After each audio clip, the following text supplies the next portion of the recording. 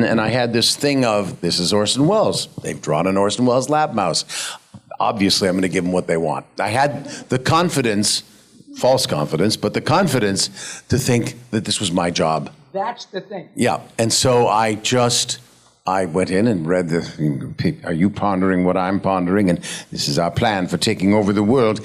And actually, the original copy was much more villainous. Brain was much more dark in the audition copy than what ended up being the thing. So they went, oh my God, that's a brilliant idea. And they apparently cast me, Andrea Romano told me they cast me on the spot. She and Ruger just said, that's it, he's Brain, we don't need to hear anybody else. So other actors were coming and going, can I read for Brain? Nope. Nope.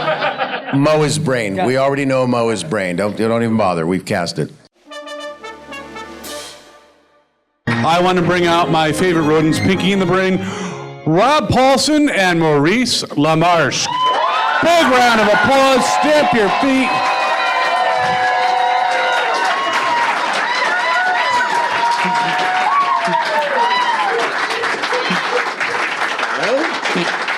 My friends.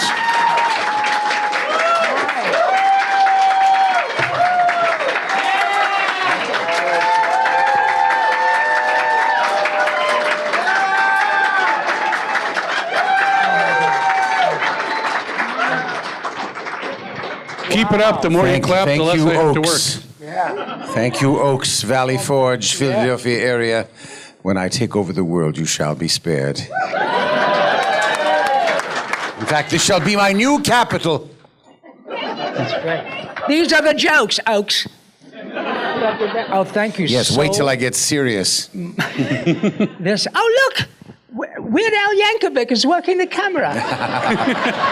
Hello. You win the cosplay contest, my friend. Yes. I just walked up to a lovely girl and asked her to beat it, and she did. She hit me in the face. I didn't know why that. No, thank you. This is Brain. Look at you, this lovely lady. I have to be careful. You have a T-shirt up. Oh yes. I didn't want. You have a bit of me on your shirt there. You may want to. Yes. Honestly. I have that shirt, actually. Yeah, he does. Yeah. And it's very brainy. This is such a privilege. And a pleasure. And a pleasure. And it is... It's a pleasurage. Yeah, a pleasurage. Yes, a priver. Yes. This is your time, so you do what you feel is best, but it is really a blast for us to be Kyle? here. Thank you. Well, yes. Do you have questions for us? I do, but I have one question, and then we're going to get right to the audience. We have this great guy, Joe, here, who's going to run around with the mic. If it's that you're wondering that if I'm pondering what you're pondering, the answer is no. Well, perhaps you are, because I am wondering if today Pinky in the Brain were to successfully take over the world, what would you change? You have a lot of supporters here who would help you. What would you change?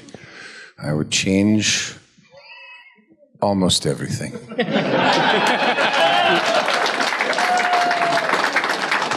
What a great answer. What would happen is that because I am a genius of intellect and my partner is a genius of kindness, we would rule the world with genius and kindness instead of what the hell's happening right now. Huh? Watch the actual F. I mean, really, folks. Well said. Turns out I just opened my mouth to change feet. So. Yes, after you've buttered them in the corner of our cage. After I buttered my feet. Yes. Don't knock it till you tried it. It's quite lovely. But yes, this is their time. If you have a question. Oh, man, this is the best. Put up a... And... Thank you, sir. Hi. Hi. I'm blown away, first of all. One of my favorite episodes was when the brain is in the recording booth. Famously... Yes. Great story behind that. Kind of slowly losing his mind. And I know that was modeled after famously Orson Welles. Yes. Yes, it was. At any point in doing that episode, was there a conversation of how many kids are going to get this when it comes out? Did it take me a while to appreciate almost immediately. I mean, it was the first thing out of my mouth was, is anybody going to understand this? I mean, this is great for us, but... Very expensive in-joke. Yeah, it's just it's an inside joke that cost about probably $500,000 in today's dollars. Yeah. But what happened was that the joke got them because people began to pay attention to the history and the etymology of how that cartoon came about. So people began, with the advent of YouTube, searching out celebrity outtakes. In the old days, it would just be something that we'd trade amongst ourselves. Engineers would pass along cassettes. Cassettes were these little tiny, Cassette, Cassette. Google it. I'll wait. Go ahead, yeah. So we would just pass, recording engineers knew I loved to collect this stuff, so they would pass these things to me. But Phil Proctor from the Firesign Theater actually gave me my first copy of it, and it was like I think it was New Year's Eve, 1984, and I was listening to this thing back and forth for about a year, just listening to it in my car, and I just was fascinated with the level. Brain's a lonely man. The depth. I mean, we know Welles. We know Welles from his brilliant filmmaking, and Transformers. From his brilliant filmmaking and Transformers. Yes. It's actually on his gravestone. But when you catch a celebrity in the act, not to steal from Alan Funt, but in the act of being themselves, it's the most amazing thing because you get an insight into their dark side, their light side, their intellect, perhaps their ignorance, I don't know. But this frozen peas commercial that he made in England just made the rounds through the voiceover community. And I locked it down and I started just doing it. Whenever there was a lull in the studio, I would just sit there and they go, mic check, and they go from one actor to the next actor. Maurice, we know a remote farm in Lincolnshire where Mrs. Buckley lives. Every July, peas grow there. Do you really mean that? Yes, I'd start about a half a second late. Don't you think you really want to say July over the snow? Isn't that the fun of it? If you could make it almost when that shot disappears, I think it'll make much more. I think it's so nice that you see a snow-covered field and say every July peas grow there. Get me a jury and show me how you can say in July and I'll make cheese for you. So it became this whole thing where they literally would, thank you. And I kept waiting for them to shut me up, and they always let me go right to the end. It's a 5-minute long outtake. I don't know if they were aghast or if they were, in awe. I have no idea. Maybe they were in awe gassed. I don't know. But I became known in the business for my ability to parrot this Orson Welles outtake tape. And then, so when they showed us the model sheets for these new characters that Steven Spielberg was coming out with after Tiny Toons, this new universe, we Tiny Toons actors got first crack at the deal, and I had the very first audition of the day on the first day. And so I went in and I saw, and I read for everything, by the way. I read for Yakko. It sucked. But I did see The Brain, and I thought they'd drawn an Orson Welles lab mouse for me. No, not at all. And you know what? It wasn't hubris. I mean, yes, it was. No, it wasn't. No, it was complete and utter hubris on my part. With a small H, because everybody knows about that, and the producers did not think of that. No. That's what was so incredible. Well, the thing is that, Brain is actually modeled, and anybody who wants to just literally Google the name Tom Minton on your phone right now. I'll keep talking, but you'll really get a kick out of seeing this. Tom Minton, Minton. He's the human being that Brain is modeled on, and Pinky really is modeled on Eddie Fitzgerald. But if you do that, if you take a look at it on your phone, you'll see where they got the idea for Pinky and the Brain. These two writers were partners, and one was extremely dour, and he just spoke in a complete monotone at all times, but he was also one of those people that knew every kind of fact there was, and he never stopped like that. If I knew Tom Minton, I would have done that, because I really am not terribly original. I'm very derivative, and I would have just done that, and they would have gone next. Because I didn't know Minton, and I had this thing of, this is Orson Welles. They've drawn an Orson Welles lab mouse. Obviously, I'm going to give them what they want. I had the confidence, false confidence, but the confidence to think that this was my job. That's the thing. Yeah, and so I went in and read are you pondering what I'm pondering? And this is our plan for taking over the world. And actually, the original copy was much more villainous. Brain was much more dark in the audition copy than what ended up being the thing. So they went, oh my God, that's a brilliant idea. And they apparently cast me, Andrea Romano told me they cast me on the spot. She and Ruger just said, that's it, he's Brain, we don't need to hear anybody else. So other actors were coming and going, can I read for Brain? Nope. Nope. Mo is Brain. Yeah. We already know Mo is Brain. Don't even bother, we've cast it. So, and that was it. And of course, I found myself wondering who would play Pinky. I found out later on that our dear friend John Aston was actually, at the end of the first day, he was the hero take. But then the next day, this guy came in and had this genius idea to throw in every single British comic actor from the Carry On movies, from the Python, from the Goons. I mean, this was your wheelhouse. Totally. We totally bonded over our love of British comedy, Exactly. but you really know that stuff. I'm just a Python head, and a little bit Peter Cook and Dudley Moore. And so by the end of that, we'd found our Pinky, and so. We've got our So Hitler. right around, we've got our Hitler. Found our Hitler. Yeah. So right around, totally forgot about that. You ever seen the reference. producers? It's spectacular. It's in the producers. We're not being anti-Semitic, we promise. It was made by a bunch of Jews, so it's okay. Yeah.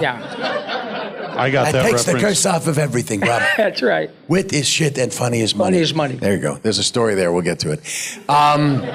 So they decided to honor that and honor the Orson Welles thing. So around about episode 7 or so, they transcribed the frozen peas bit, took out all the swears, and injected references to cheese and that sort of thing. And it became that Yes Always, which we recorded that episode on a particularly sad day for me. I was burying a friend. Well, he was dead. Almost. Yeah. I was. I didn't believe me, I'd have given anything to hear that from the coffin. Yeah. I don't know how many of you are old enough to remember the brilliant and edgy comedian Sam Kinison, but So he was a dear friend of mine, and his funeral was the morning of the day we recorded Yes Always. And Mo didn't know it. And I didn't know. This was apparently a big surprise. They said, keep it under wraps, don't tell Mo. I'm Mo, by the way. Everybody calls me Mo in the business. So you can call me Maurice. No, I'm kidding. You can call me Mo. If you come up to my table, please call me Mo. It's my way of like just, it's like, oh, I'm a regular guy. Because I was always that guy on the outside as a kid. First of all, I had that name, Maurice, not really a kid name, you know. So. And so... It's taken you forever to become a regular guy in your dotage. It's true. Yeah, he's now a regular guy. Well... Congratulations, Mo. With the help of Miralax. Yes. And, so that's the story of that day. So when I came in, I saw the script, and as soon as I saw Brain saying, we know a remote farm in Lincolnshire, I cracked up. It changed my day because I was very sad, and I was like, why do they want me to work today? I mean, I came in the suit that I went to the funeral in, and you know, it was just perfect, and I love that episode. And now the world has caught on to the fun of celebrity outtakes because, you know, there's just so many of them out there. Great question. Thank you for that. Thank you. And I think I've taken up the entire panel. Good night, everybody. Yeah. Actually, Joe's back there finding a new question, but just a quick thing. Yeah. I heard some cell phone. Can you silence your cell phones, please? Because we don't want to.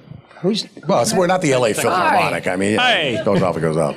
Have a not-so-serious question for Rob and then a serious question for both. All right. Rob, you were here a few years ago. You were not feeling so well. How are you feeling today? I'm fine. No, thank you. But what you're referring to is my throat cancer. And trust me, the cosmic irony of that left hand, that curveball was not lost on me. I'm fine. Thank you.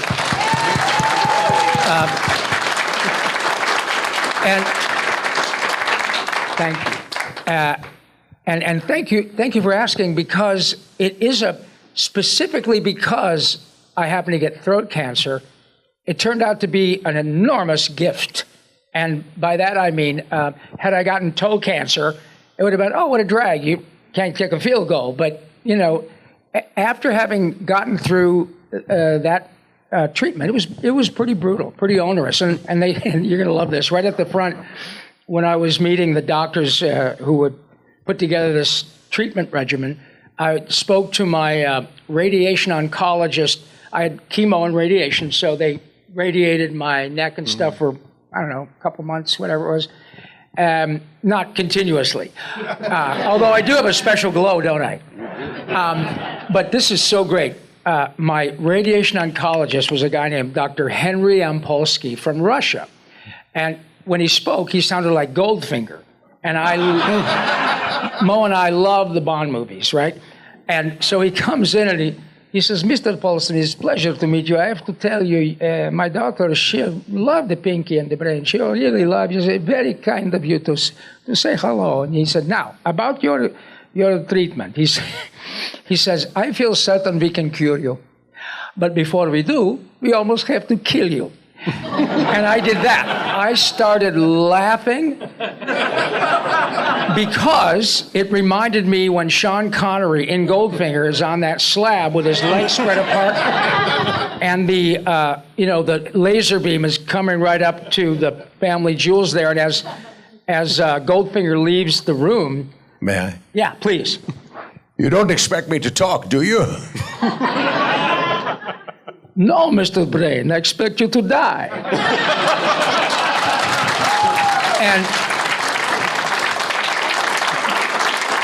And so you see Dr. Yampolsky's point. His point was that, look, you make a living being joyful. And when I started to laugh, he became very sober. He said, don't lose that. This is going to be the most difficult thing you ever go through, ever. It was very painful. You will lose lots of weight. You can't eat. You can't drink, all that stuff. But we will cure you. And you will be okay. But you have to keep up, and that sense of humor and the love of friends like Maurice, really, it made a huge difference. And now, as a result of that, though, I'm really grateful for you asking. Because now, as a result, I got to be the spokes-tune for the Head and Neck Cancer Alliance, a spot that was held by Jim Kelly, who, by the way, I know probably some Buffalo fans here too, but Jim Kelly, apart from being a Super Bowl, a 4-time Super Bowl runner-up, Hall of Famer, first ballot, has had throat and mouth cancer a 3 times. He had a chunk of the roof of his mouth taken out. It came back. And that man, I had the pleasure of meeting him several times, utterly fearless and never complained, not once. So that's why he's in the Hall of Fame. So I got to have the same gig. And now, when I'm able to chat with someone either on the phone or in person, and I say, I get it. I get it. And it is not because people who love us don't get it. We don't want them to get it. They just know that they don't know what else to say. So now I have a sense of empathy that I never would have had were it not for that experience. And so many of you come up to me, and you've got my little book, and you say the nicest things about that. Honest to God, you guys, this is, Mo and I have made a really lovely living doing essentially what got us in trouble in high school. But this is the best part of it now. When we get a chance to not only come and go everywhere, we have a job in which we go home exhausted from saying thank you. And honestly, it's impossible to quantify the love and kindness that you give all of us, irrespective of our cancer. It just is great. So thank you so much, really. And Now, you said you had a non-serious question for Rob, and it was about cancer. So the serious question, I really want to hear this. well, now it's going to sound weird, but has there been any talk of spinning off Pinky and the Brain again? We dare not hope for such luck. I mean, we were so lucky to come back in 2020. It was kind of the only good thing about 2020 was getting to redo Pinky and the Brain and Animaniacs. And but I think I'm going to tell them. Go ahead. There was a Pinky and the Brain movie in development. Yeah. Yeah. What? Yeah. But it got Zaslaved right after they killed Wile E. Coyote, the Wile E. Coyote movie. Yeah, well, apparently, but the Pinky and the Brain film, they kiboshed it. They had a first draft, or maybe even a second draft, and they just. Petition.org. Yeah. So I mean, it would have been fun to do it again, and who knows? Maybe we will. You know, my fervent hope is that now that Peter Hastings has gotten himself quite a track record doing feature films, directing Dogman, he might have now the clout to go to Steven and go, let's make this as a cinematic adventure. You know, so he had some wonderful ideas even back when we were doing the original series for what the show what Pinky and the Brain's adventure should be. So who knows? We never give up hope. We never give up hope. We love these characters. They're characters that I believe could carry a film, you know, but not with Peter Dinklage and Russell Brand doing the voices. It has to be us, and you know. And you know what? That comes from. And I'll get spanked for saying that. Somebody will see this piece of tape on the thing. No, that is honestly the truth, because when the reboot was happening, from the beginning. Right. Steven is very adamant that. Authenticity. Yeah, and giving you your childhood back full tilt. Yeah. In other words, he was never a thought for him to recast Yakko Wacko Dot Pinky and the Brain. It was always, he went into pitch meetings with our 8x10s. Yeah. And put them down on the coffee table where he was pitching the reboot, and he went to all 4 streamers and said, "These are our stars. We don't recast them. We can do other things around them, but we need them back." So, you know, no, that's our intent. So, you know, hopefully he would have that with a Pinky and the Brain movie. I personally would love to see them go on like a Muppet movie kind of journey, you know, in search of the one element that will make the infundibulator work, you know, and there's only one strand of this filament in the world, and they, you know, what's that? Something like that, sure. The MacGuffin, whatever it might be. But I think it would be a journey picture. That would be great. Anyway, that's it. All right, we have 15 minutes left. Please keep it to one question so we get as many people. And where is Joe's back there with someone with a question? Hello, my name's Christina, and I just want to say thank you, first of all, for voicing our childhood. And my question is, what was your favorite moment of the Pinky and the Brain series, working on it? Like, what was your favorite episode? For me, are we in agreement that it's the Christmas episode? Yeah.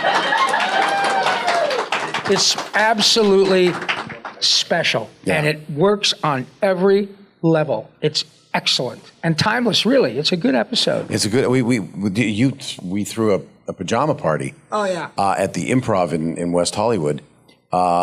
Admission was free, but you had to come in your PJs and you had to bring a toy for Toys or Tots, right. Toys for Tots, and we screened it for about 200 people. 200 people. And it was in the week of Christmas. And we just screened it and took Q&A, much like what we're doing here, except you people don't have feety pajamas on, and or big fluffy slippers. And we had the most wonderful time with that. I think we should do that again. We should. Yes, and It is so poignant, so funny, and it really does tick every box. And I don't care how many times I watch it, there's a point at which I got very... You get a little tear. Little teary. Go, oh, Brandon, you got to read my letter to Santa Claus. Yeah. Oh, my God, it's the greatest. Yeah. Yeah. I've got a gun! No. I'll just tell you this. We the best take that I did of Brain reading the letter and getting choked up, unfortunately, was in rehearsal.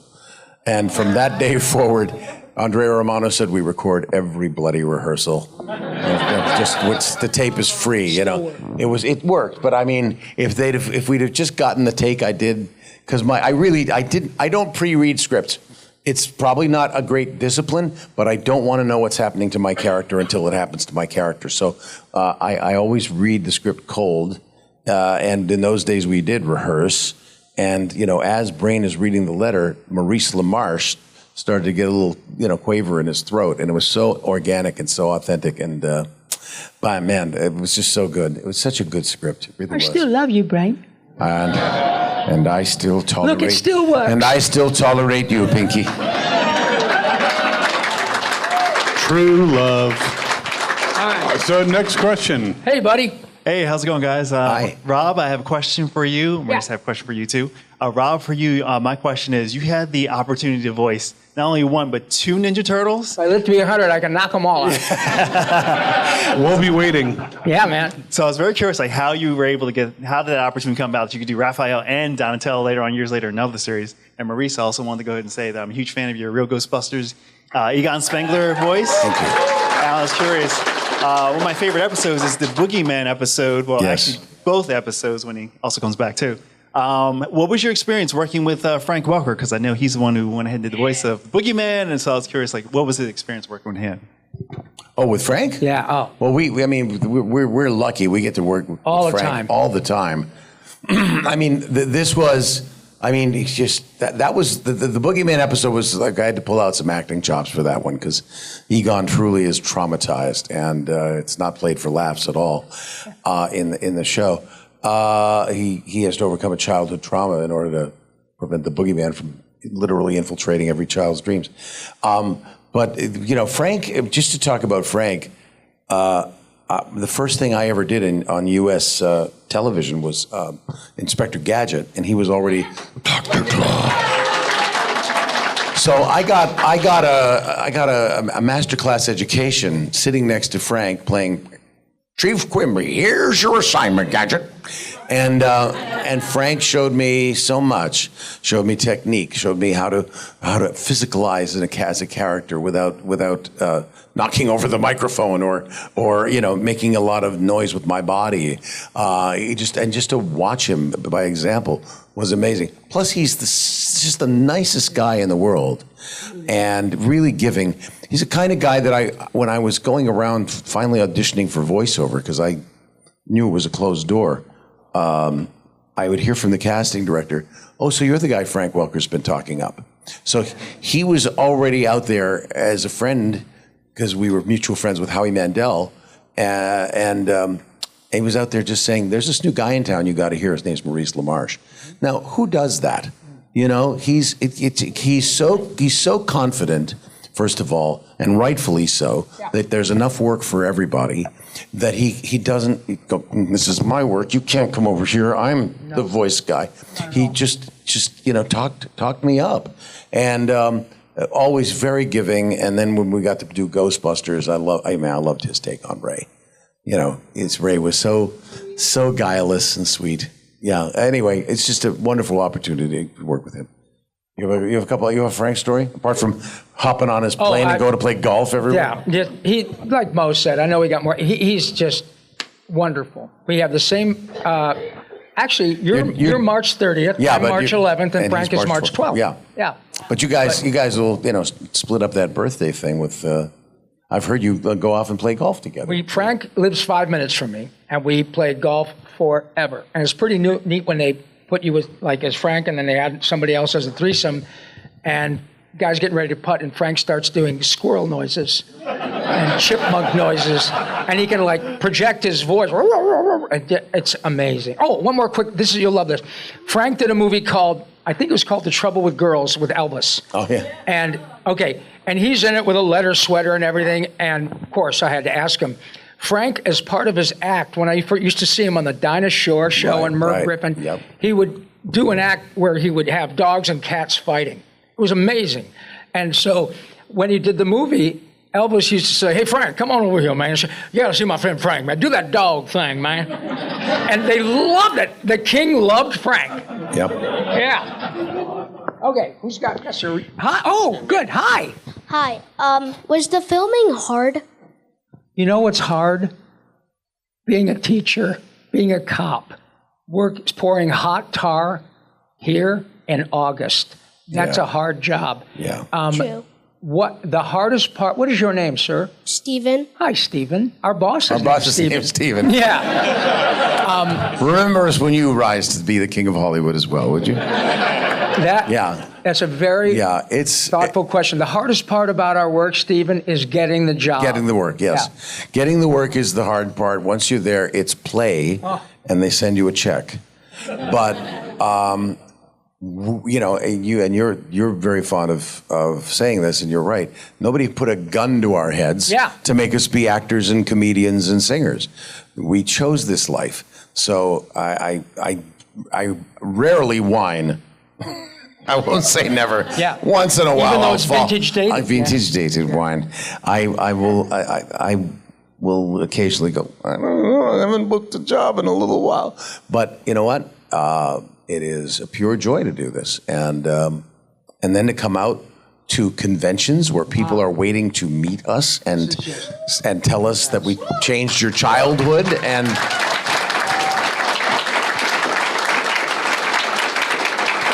It's so sweet. I mean, the hard part is sort of making that decision that you're going to throw caution to the wind and do this for a living and take a shot that you've got a viable talent.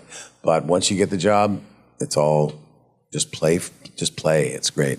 Even when you're playing a tragic character, a sad character, it's all just such a wonderful thing to challenge yourself. So. Do you have, Stephen, do you have a favorite show that we might have worked on? My favorite's definitely being okay, now I forgot it. That's okay. I forget things all the time, Larry.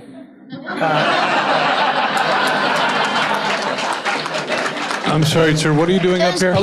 Pinky in the Brain. Yes. That was the right answer, my young friend. And let me say, this is so important. Are you there with your mom and dad? Are you? Foster dad and mom. Hot. Well, Mom, thank you. And thank you for being foster parents. Yes. Yes. And my suspicion is, man, that's just wonderful for you to say that. I have so many great stories about a young man like you. Truly. The fact that, A, you have such fantastic parents, and that you guys shared Pinky in the Brain with that beautiful boy.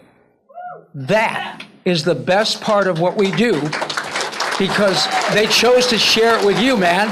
You hit the lottery, bro. Thank you, Stephen. All right, good job. Yeah. All right, David, you made it. Thanks for being so patient, Dave. Hi. So Bo. Wait a second. I just want you to see one thing. 12. Zachary Taylor, 12th U.S. president, served from 1849 to 1850. Vice President Millard Fillmore. He knows. Wow. Amazing. Absolutely amazing. Okay. Pretty incredible. 18. Ulysses Grant, 18th U.S. president, served from 1869 to 1877. Vice President Schuyler Colfax and Henry Wilson. 48. 48. Yeah, 48. Maybe you, Brain. Yes. Now you're talking. With Vice President Pinky. What am I doing here? I'd vote for that. All right. All right, your question. We got 4 minutes, so make it a good one. So, Bo, we heard about the audition process you went through with Brain.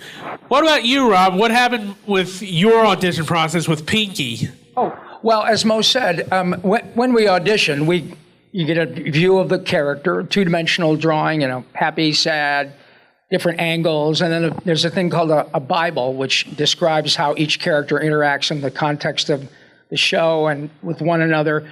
And I don't know, I don't recall the other auditions I might have done for Pinky, because I don't think I didn't have the confidence or looking at something and go, oh, I know what to do.